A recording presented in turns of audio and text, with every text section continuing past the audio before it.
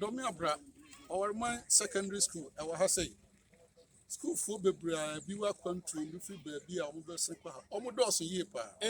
se so to na sa covet ye ho no nso no chifa so every time na ya break kase pa wo dwansa no nso no nyina hoden na ha na befa enti se nso to a obi a obe domi bia no don se apake ne ka wo dwansa ontimi ma bio udu aso adi se oyi na mu mpaboa empo nya da bia na atimi yi na mu mpaboa je se o twan ema susan no eto form ansan na watimi ayeden akroso abadomeabra enti wo how de eye bebre nso atimi twi fire so na eye bibia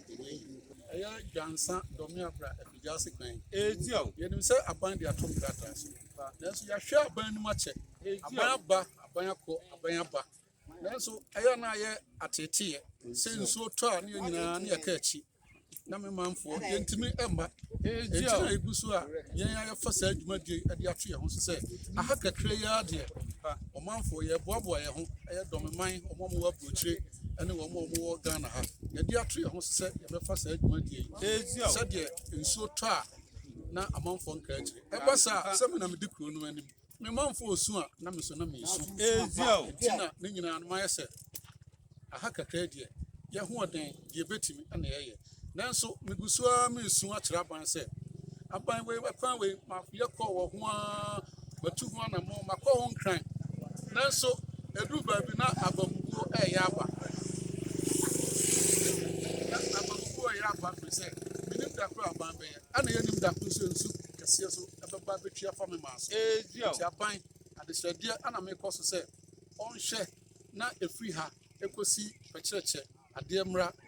ane afijase de akwan bia ni ho a opese kono kwan si na opɛ kwan de akopumase a kwan bia ni ho a yesene saa domi dwansa pecheche afijase kwan enti aban kwa de esu na me su kire so omra no maye moa na Domeabra yeso mpuntuo no ebi enkan the free ha ekosi afijase opɛ ba bia kono kwan si a ye fa kopumase a ba bia ni ho a yesene Domeabra pecheche ekwan yi so